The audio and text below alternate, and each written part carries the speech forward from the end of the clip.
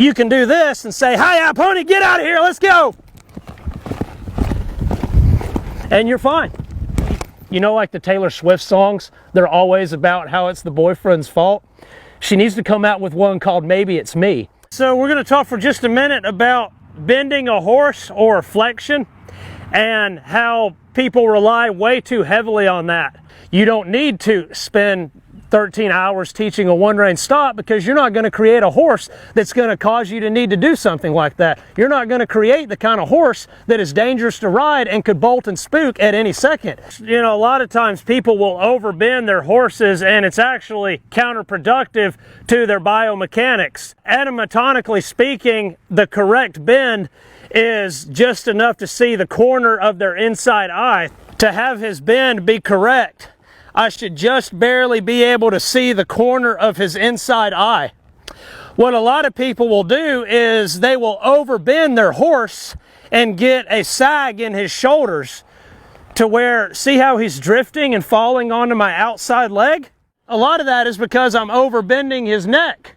When you overbend the neck, you cause a sag on this front right corner. People are so afraid of a horse dropping his inside shoulder, they accidentally train them to always be dropping their outside shoulder, which is just as bad. Well, what they're doing is they're taking all of the front end control out of him. Right here, we're overbent and we're falling to the outside of our left circle. Right here, we're going to let him straighten out his neck. Now he's a lot closer to correct. See how he's following his nose? He's not falling to the inside of the circle, and he's not falling to the outside. Right here, he's falling to the outside. Right here, he just fell to the inside. A horse actually cannot really bend through his spine and his ribs. That's a whole nother topic. The biggest problem is when somebody gets a horse that drops his shoulder, or maybe he's a little stiff in the neck. They're always riding him around, wanting him to just go around like this. Well, you're totally ruining your steering in your horse. It's good that, you know, you can overbend them and have them step out like this, but for every 5 steps you do like this, you need to do 5 more, letting that front end come around and actually follow the nose. So you need to think less about the bend in the neck and more about what these feet are doing. The neck does not control the horse. Everybody says, you know, well, my horse was trying to kill me, so I did a one-rein stop. Can you guys see how that's just a Band-Aid? They just run off with their nose touching your toe. The cure-all for a problem horse is not a one-rein stop. It's fixing the problem, not finding a way to deal with the problem.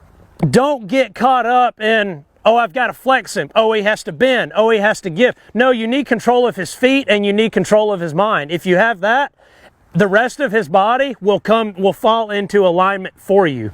If he was to bolt right now, I know for a fact he would not, because he's not screwed up in his head. I would not take him to the round pen and lunge him for 30 minutes or lunge him on the ground right after he stopped to punish him for being a bad horse. I would find out, what have I done to cause this horse to think that he needed to do that? It has nothing to do with him. People are so good at blaming a horse, but the minute you hit maybe, you know, like the Taylor Swift songs, they're always about how it's the boyfriend's fault. She needs to come out with one called "Maybe It's Me." That's the perfect example of people's relationships with their horses. A horse is nothing but a blank slate, and whether you screw it up or make it excellent, everything is your fault. If you want to move your horse to the outside of the circle, yes, you should be able to do that. But it should not just happen because you overbend him. You should be able to have him track on the circle. You should be able to have him fall to the outside of the circle. You should be able to let him track back onto the circle. You should be able to tighten the circle up. You should be able to cut that circle in half.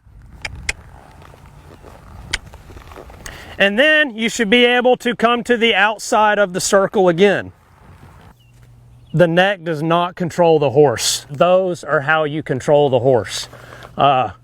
If you will focus more on the feet and the mind, you don't need to spend 13 hours teaching a one-rein stop, because you're not going to create a horse that's going to cause you to need to do something like that. You're not going to create the kind of horse that is dangerous to ride and could bolt and spook at any second. You're going to create the kind of horse to where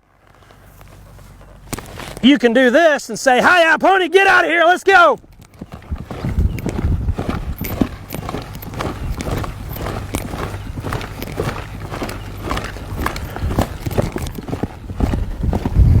And you're fine. Ooh. When their mind's right, things get so much easier. Focus on the mind and the feet, not the flexion. A horse does need to be flexible and be able to give. People give it way too much credit. They don't give the feet enough credit.